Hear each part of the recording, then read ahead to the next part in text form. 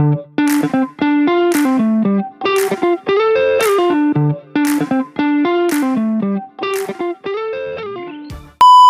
good morning. Good morning.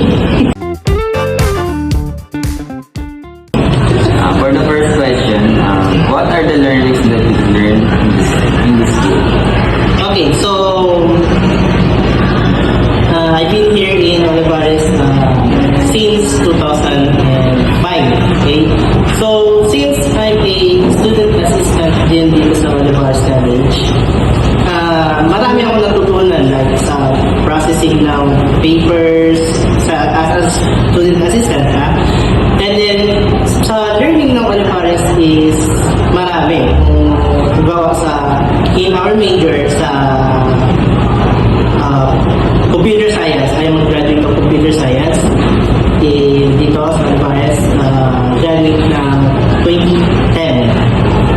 Okay, so as a computer science student, so marami akong natutunan in graphics, sa teacher ko sa graphics, sa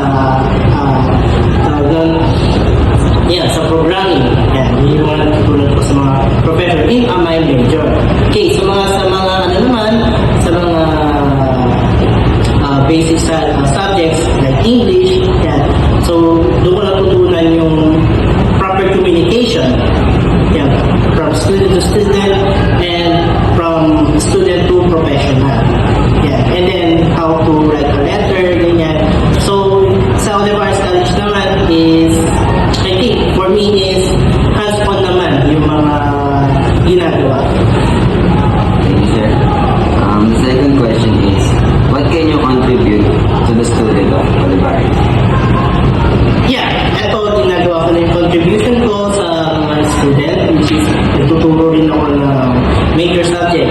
Yeah, from basic up to the complex subjects ng major in IT. Third question po, as a graduate of Olivares College, what are you most proud of? Proud of? Yun yan. Proud ako na naging graduate ako ng Olivares. Because, yun yan,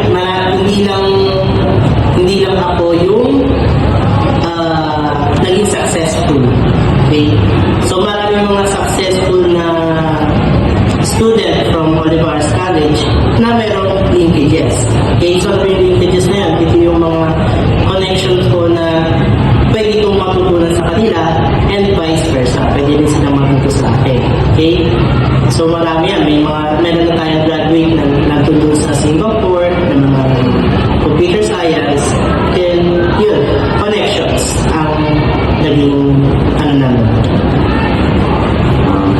For the last question po, ano ang tumatak sa'yo bilang isang graduate ng Olivares?